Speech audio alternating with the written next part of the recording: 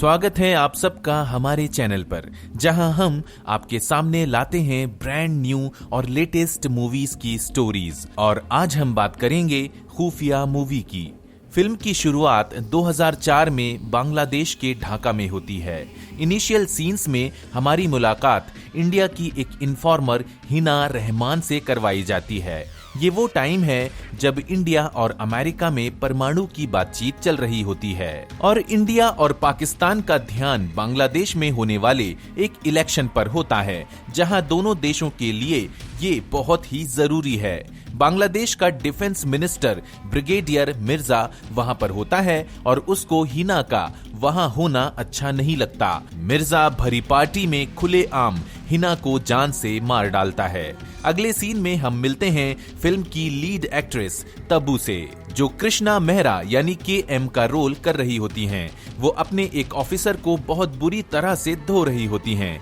KM Bangladesh में diplomat का role करती हैं और ISI की हरकतों पर नजर रखती है। दरअसल हिना KM के साथ काम करती थी और उसकी मौत के बारे में जानकर KM को बहुत गुस्सा आ जाता है। वो उस ऑफिसर को मार रही होती है जिसने इंफॉर्मेशन को लीक करा होता है। फ्लैशबैक में दिखाया जाता है कि कैसे हिना KM के पास आती है और कैसे वो दोनों बहुत सारे काम कर चुके हैं। प्रेजेंट में हम देखते हैं कि रॉ का एक ऑफिसर KM के घर आता है और उसको बताता है कि रॉ की काफी इंफॉर्मेशन लीक हो रही है। वो बताता है कि इसका मेन सस्पेक्ट रॉ का एजेंट रवि मोहन है। रवि मोहन का लाइफस्टाइल काफी लेविश होता है, जबकि रॉ की सैलरी से ये सब पॉसिबल नहीं है। उसको शक है कि रवि रॉ के डॉक्यूमेंट्स बेच रहा है। रवि की फैमिली से इंट्रोडक्शन होता है, जिसमें उसकी माँ, बीवी चारू और 6 साल का बच्चा कुणाल है। रॉ एजेंट्स घर के सभी मेंबर्स पर नजर रखते हैं।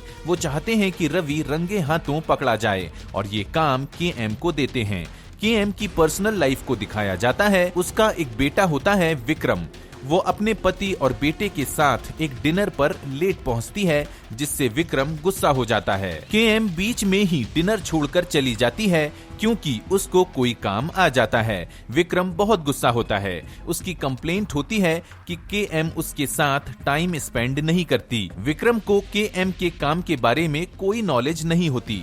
अगले दिन रॉ के सारे एजेंट्स रवि के घर के बाहर भेस बदल कर उस पर नजर रख रहे होते हैं। KM उनको बुलाती है और कहती है कि उनको रवि के घर पर स्पाई कैमरा लगाना है, क्योंकि अभी उनके घर में कोई नहीं है। पर रवि की बीवी चारू कुणाल को लेकर घर वापस आ रही होती है। रॉ के एजेंट्स किसी तरह टाइम से कैमरास को फिक्स करके वहां से निकल जाते हैं। अब वो रवि की फैमिली की सारी एक्टिविटीज को एग्जामिन करने लगते हैं। रवि की माँ यारा जी नाम के एक बाबा को बहुत मानती है और सब काम उनसे पूछकर ही कर रही होती है। बहुत दिन तक रॉ वालों को कुछ नहीं मिलता, पर एक दिन उनको दिखता है कि रवि ऑफिशियल डॉक्यूमेंट्स की फोटोकॉपी कर रहा होता है। इन डॉक्यूमेंट्स में बहुत सारे सीक्रेट कोऑर्डिनेट्स होते हैं। अगले दिन रवि चारू के लिए एक बहुत महंगा नेकलेस लाता है। चारू उससे पूछती है कि तुम इतने पैसे कहां से लाते हो। चारू को रवि के गलत कामों के बारे में कुछ नहीं पता होता। रवि की माँ लेकिन उसके साथ मिली हुई होती है और रवि से डिलीवरी के बारे में पूछती है। KM ये सब रॉ ऑफिसर को बताती है। अगले दिन से वो रवि की पूरी फैमिली पर नजर रख रहे होते हैं। एक दिन रवि घर में ढेर सारे पैसे लेकर आता है, जिसका मतलब है कि डिलीवरी हो जाती है। रॉ वाले कंफ्यूज हो जाते हैं क्योंकि वो लोग 24 घंटे उन पर नजर रख रहे थे और इसके बावजूद डिलीवरी हो गई। रॉ का चीफ ऑफिसर अपना दिमाग लगाता है और बताता है कि कैसे रवि को यूजुअली अपने गैराज से घर आने में 1 मिनट लगता है, पर हर मंडे उसको 4 मिनट लगते हैं। मंडे को ऐसा कुछ होता है जिसमें डिलीवरी हो जाती है। अगले दिन रॉ के कुछ ऑफिसर्स इलेक्ट्रीशियंस बनकर रवि के गैराज में स्पाई कैमरा लगा देते हैं। एक दिन चारू रवि को इनहेलर देने भाग रही होती है और KM फोन पर विक्रम से बात कर रही होती है, जो कि गुस्सा होता है। एकदम से केएम की नजर कैमरा स्क्रीन पर पड़ती है जिसमें दिखता है कि चारू सीढ़ियों पर बेहोश पड़ी है। चारू खून से लथपथ होती है और सारे रॉ ऑफिशियल्स उसको हॉस्पिटल लेकर जाते हैं। रवि चारू से हॉस्पिटल में मिलने आता है और कहता है कि उसको वो बहुत प्यार करता है। रॉ वाले देखते हैं कि कैसे रवि मंडे रात को अपनी गाड़ी की डिक्की में डॉक्यूमेंट्स रख देता है और एक लाइन खींच देता है। अगले दिन एक आदमी वो डॉक्यूमेंट्स ले जाता है और लाइन क्रॉस कर देता है।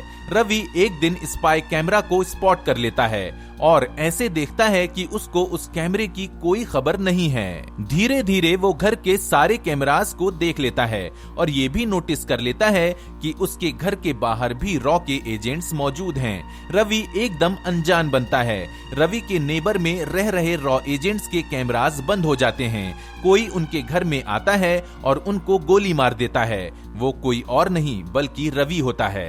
रवि अपने घर पर आकर चारू को पैकिंग करने के लिए कहता है क्योंकि वो उस रात ही वहां से निकलना चाहता है। रवि की माँ भी यही कहती है। रवि के हाथ में गन देखकर चारू घबरा जाती है और उसके मन में सवालों का पहाड़ आ जाता है। रवि कहता है कि वो अमेरिकन की हेल्प कर रहा है तालिबानी से लड़ने के लिए, क्योंकि तालिबानी कभी भी हिंदुस्तान के लिए खतरा बन सकते हैं। वहां पुलिस आ जाती है। चारू रवि का साथ देना नहीं चाहती और वो वहां से भागने लगती है। रवि की माँ उसको गोली मार देती है और चारू मर जाती है। रवि रोने लगता है। रवि, उसकी माँ और कुणाल वहां से भाग जाते हैं। 6 महीने बाद की कहानी दिखाई जाती है और हमें पता लगता है कि चारू भी अभी जिंदा है। उसकी दिमागी हालत खराब हो जाती है क्योंकि उसने अपने बेटे को खो दिया है। उसकी नजर केएम की फोटो पर पड़ती है और वो उससे मिलने जाती है। वो केएम से हेल्प मांगती है।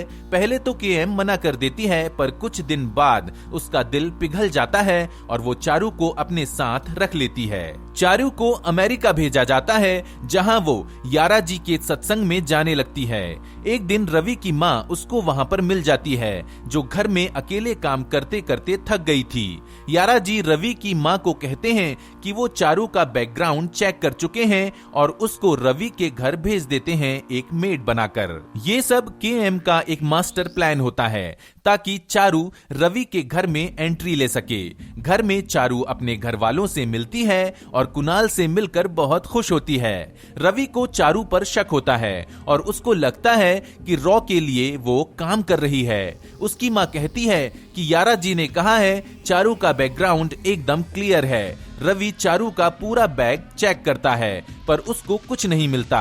कुछ CIA वालों ने भी चारू को देख लिया होता है। चारू इंडिया से पूरी ट्रेनिंग लेकर आई होती है। उसके लिए डिटेक्टर को झूठा प्रूव करना कोई बड़ी बात नहीं होती और वो उसे झूठा प्रूव कर देती है और वो हर जगह माइक्रोफोन भी लगा देती है। CIA वाले रवि को नेशन का मेंबर बनने से रोक देते हैं। रवि घर में हर जगह स्पाई कैमरा लगा देता है। चारू बहुत ही होशियारी से सारे कैमरास को अवॉइड करती है और एकदम नॉर्मल रहती है।